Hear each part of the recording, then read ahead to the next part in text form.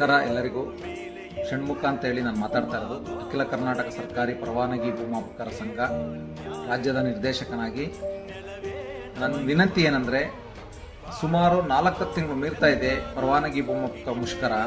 ನಾವು ಮುಖ್ಯಮಂತ್ರಿಗಳು ಮತ್ತು ಕಂದಾಯ ಸಚಿವರು ಎಲ್ಲ ಅಧಿಕಾರಿಗಳಿಗೂ ಭೇಟಿಯಾಗಿ ನಮ್ಮ ನ್ಯಾಯಯುತವಾದ ಬೇಡಿಕೆಗಳನ್ನ ಈಡೇರಿಸಬೇಕು ಅಂತ ಮನವಿ ಪತ್ರ ಕೊಟ್ಟಿದ್ವಿ. ಎಲ್ಲರೂ ಸಹ ಧನಾತ್ಮಕವಾಗಿ ಸ್ಪಂದಿಸಿದ್ದಾರೆ. ಮಾನ್ಯ ಕಂದಾಯ ಮಂತ್ರಿಗಳು ಕರೆದು ಮಾತಾಡ್ತೀವಿ ಅಂತ ಹೇಳಿದ್ದಾರೆ.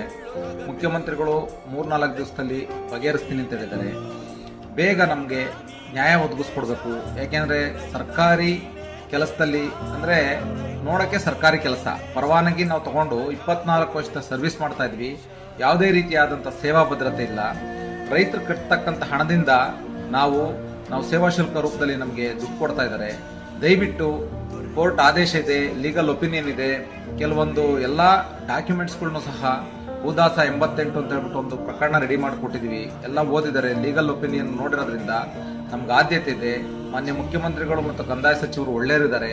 ನಮ್ಮ ಬೇಡಿಕೆಗಳನ್ನ ಬೇಗ ಈಡೇರಿಸಬೇಕು ಅಂತೇಳಿ ಕೇಳ್ಕೊಂತೀನಿ.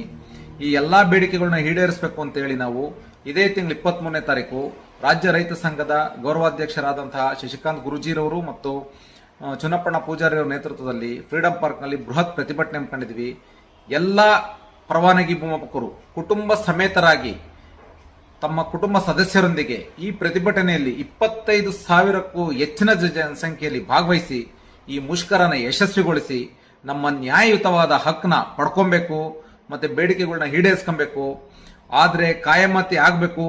ಒಂದು ವೇಳೆ ಏನಾದರೂ ಸರ್ಕಾರ ಲೇಟ್ ಮಾಡದಿದ್ರೆ ಸಮಾನ ಕೆಲಸಕ್ಕೆ ಸಮಾನ ವೇತನವನ್ನಾದರೂ ಸುಪ್ರೀಂ ಕೋರ್ಟ್ ಆದೇಶದಂತೆ ಕೊಡಬೇಕು ಅಂತೇಳಿ ಈ ಬೃಹತ್ ಪ್ರತಿಭಟನೆ ಹಮ್ಮಿಕೊಂಡಿದ್ವಿ.